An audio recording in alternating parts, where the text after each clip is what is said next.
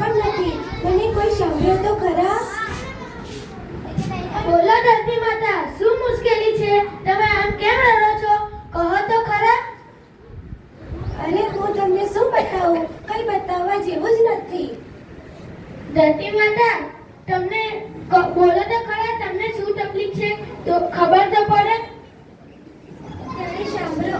અત્યારે સાંભળો ભાઈઓ, લોકોએ મારી અંદર બોરિંગ ખાડા પાડીને મારું બધું જ પાણી ચૂસી લીધું છે. ઝાડ કાપીને પર્યાવરણ પણ નષ્ટ કરી નાખ્યું છે. પશુ પક્ષીઓ આરામ કરવા જશે ક્યાં? આ બધું જોઈને મને તો ખૂબ જ તાવ ચડ્યો છે. ભવિષ્યમાં મારી ઉપર રહી નહીં શકે તેનું મને ખૂબ જ દુઃખ છે. બીજી કોઈ તકલીફ છે ધરતી માતા?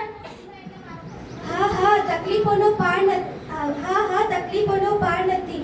ગામડાઓના શહેર બનાવી સિમેન્ટ કોન્ક્રીટના રસ્તા બનાવી દીધા છે. વધુ પડતા રાસાયણિક ખાતર અને દવાના ઉપયોગથી હવા, પાણી અને જમીનનું પ્રદૂષણ વધી રહ્યું છે. પશુ પક્ષીઓ પણ મરવા લાગ્યા છે. ક્ષમા કરો માં, ક્ષમા કરો. આમ ક્ષમા કરવાથી કશું પૂરું નથી થઈ જતું. ચારેય બાજુ ગંદકી જોવા મળે છે. ડોક્ટરી અને ઇજનેરી ગમે ત્યાં કચરા ફેંકે છે. કારખાનાવાળા ખરાબ પાણી છોડે છે. હવે હું શું કરું? ચાલો ચાલો, ધરતી માતાની મુશ્કેલી ખૂબ જ વધારે છે. તે આપણાથી દૂર ન થાય.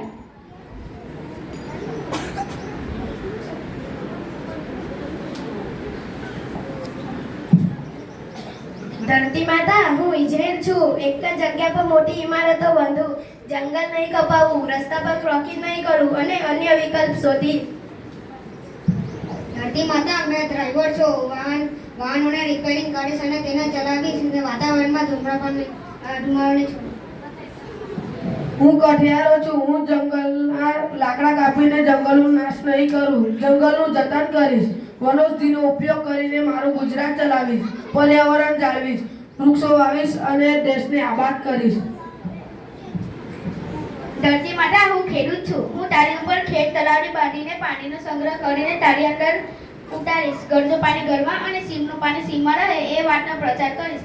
રાસાયણિક ખાતર અને જંતુનાશક ખાતર દવા ના બદલે ઓર્ગેનિક ખાતર અને દવા વાપરવાનો આગ્રહ કરીશ અને સજીવ ખેતીનો પ્રયત્ન કરીશ.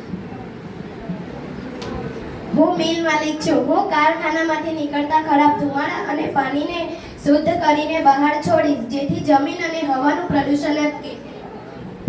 અરે મિત્રો, આવી રીતે સૌ મળીને કામ કરશો તો ક્યારે મુશ્કેલી પડશે નહીં અને કુદરતી આયોજનમાં પણ ભંગ થશે નહીં.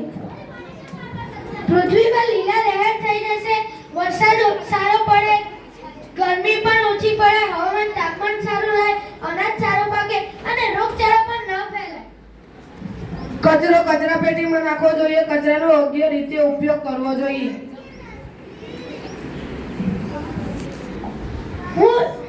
હું કસાઈનો ધંધો નહીં કરું. પ્રાણી માતા પ્રત્યે દયા રાખીશ. અહિંસા પરમાનો ધર્મ માનીશ. પૃથ્વી પર હું જીવીશ અને બીજાને જીવવા દઈશ.